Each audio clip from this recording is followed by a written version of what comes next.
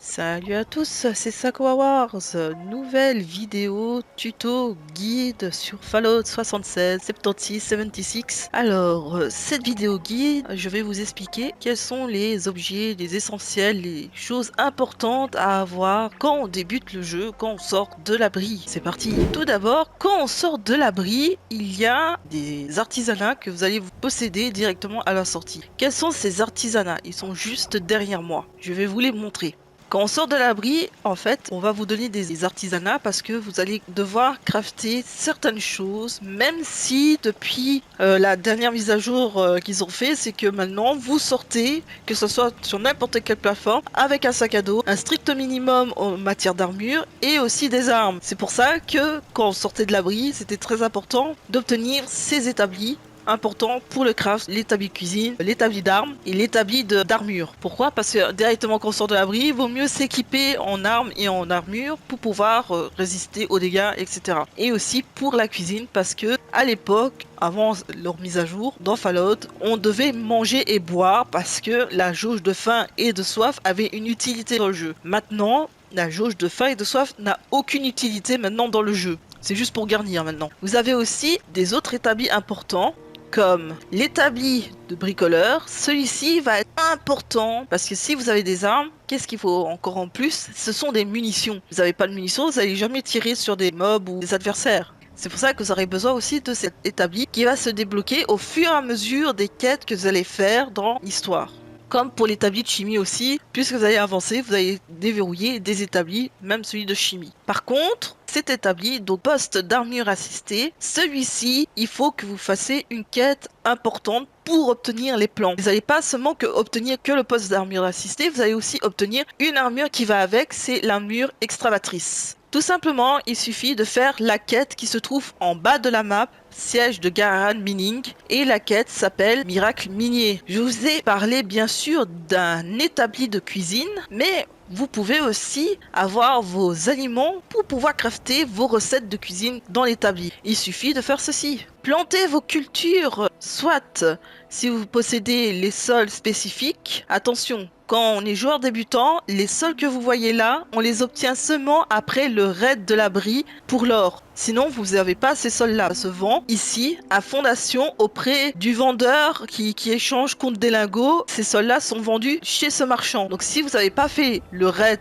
pour l'or, bah, vous ne pourrez pas acheter les sols pour mettre des plantations. Ou sinon, vous faites comme ici, vous voyez, à même le sol, vous pouvez planter vos cultures et vous pouvez récolter vos aliments pour pouvoir crafter sur le poste de cuisine. À une époque, je vous ai parlé que pour la construction, quand on voulait détruire des murs ou bien fusionner des objets dans des meubles avec un lance-flamme, je vous avais expliqué qu'il fallait automatiquement 2 cartes bien spécifiques pour pouvoir crafter le lance-flamme. Il fallait défense à domicile et inifuge. Mais depuis la dernière mise à jour, nous n'avons plus besoin de ceci. Le piège se met automatiquement sans carte. Vous pouvez alors mettre votre lance-flamme sans carte. Bien sûr, pour obtenir le lance-flamme, il faut faire les quêtes des états libres pour obtenir ce piège lance-flamme. Certains pièges, il faut faire certaines quêtes ou certains événements pour pouvoir les obtenir. Autre astuce intéressante et qui est très souvent utilisée en construction des camps par rapport aux gens qui sont pas trop expérimentés, aux expérimentés, ça s'appelle la fusion des meubles. Comment on fait ça? Il vous faut le meuble dans lequel vous voulez utiliser et l'objet que vous voulez fusionner avec. Vous allez dans le mode construction, vous allez poser votre meuble sur la plaque de pression qui fait partie des défenses, la plaque de pression. Posez votre lavabo. Et ici, vous faites coulisser l'objet en appuyant sur le meuble et pas sur les vieux, sinon il va remonter. Vous faites descendre jusqu'à qu'ils fusionnent ensemble. Et là, votre meuble a fusionné avec l'évier. Attention, ici, je suis en monde personnalisable dont les connexions fonctionnent automatiquement. Mais pour cette astuce, malheureusement, il vous faudra soit vous monter sur la plaque de pression pour pouvoir faire descendre l'objet, ou soit si vous possédez dans la boutique atomique les mannequins propres ou ceux qui sont rayés, alors vous posez un mannequin sur la plaque de pression ou vous demandez à votre ami joueur de monter sur la plaque et vous pourrez alors faire votre fusion de meubles. Maintenant, où construire de façon façon safe et qu'on ne risque pas que notre camp soit détruit par d'autres joueurs. Il y a une zone mais qui est directement safe si vous voulez construire et être tranquille et que vous ne soyez pas harcelé par d'autres joueurs. Elle se trouve ici. Ici, dans la forêt, donc en partant de l'abri, vous descendez au moins jusque la gare de Charleston et au moins jusque le domaine d'Aaronhold. Tout ça, c'est la forêt. La partie où il risque pas d'avoir de nuque qui va tomber dessus sur votre camp, etc., c'est à proximité de l'abri 76-76. C'est safe et vous risquerez rien du tout. Un autre objet très important dans les camps, ce sont les machines de vente. Pourquoi? Parce qu'à un moment donné, vous allez devoir vous faire des capsules, soit pour acheter des plants, ou soit pour acheter des armes, peu importe. Mais il vous faut des capsules. C'est pour ça que vous installez cette machine de camp.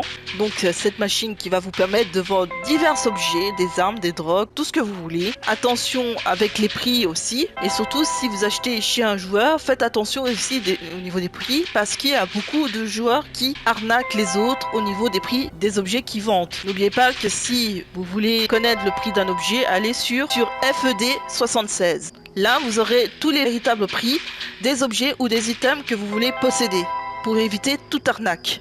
Qui dit nourriture dit aussi eau. Bien sûr, quand vous sortez de l'abri, vous avez la possibilité de construire deux types de sources d'eau qui pourraient être construites directement dans votre camp. Vous avez la pompe à eau qui est juste à côté de moi et vous avez l'épurateur d'eau. Celui-ci, attention, c'est un spécifique qui peut se mettre directement sur le sol. Mais vous avez deux autres épurateurs d'eau qui sont obligés d'être mis dans une source d'eau. Que ce soit une rivière, un petit étang, mais qui a une source d'eau. Sinon, vous ne pouvez pas le poser dans la terre. Il n'y a que le petit que vous pouvez poser sur la terre. Bien sûr, quand vous faites aussi de la construction, fabrication d'armes ou autres, vous avez besoin de minerais. Parce que ça va vous donner, en échange en minerais, ça va vous donner tout ce qui est acier, plomb, etc. Des ressources pour le craft des armes et des munitions. C'est pour ça qu'il vous faut vous installer ce qu'on appelle un extracteur de minerais.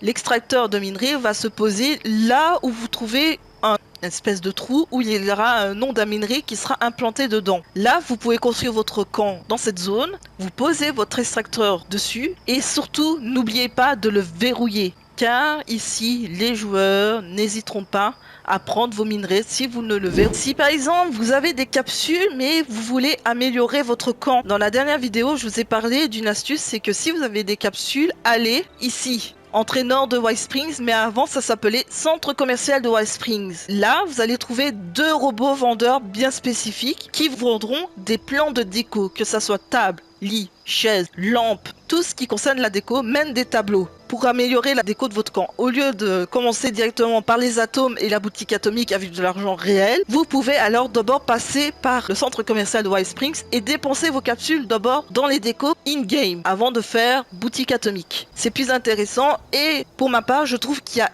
énormément de décos qui sont in-game, qui sont très intéressantes et très jolies pour votre camp.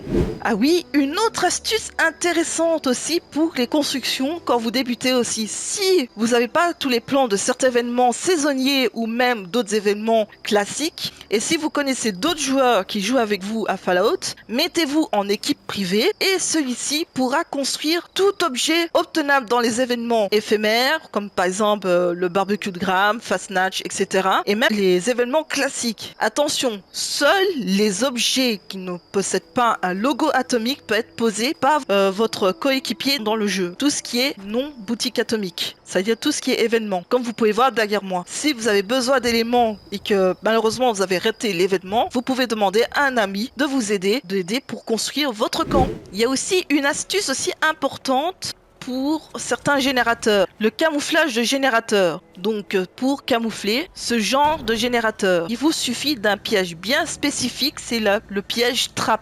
Vous allez placer en dessous du générateur et en activant le piège trap, ça va faire disparaître votre générateur instantanément. Donc esthétiquement, c'est très intéressant parce que quand vous regardez le générateur, c'est très grand et c'est pas très joli, hein. Donc si vous pouvez le camoufler, ça.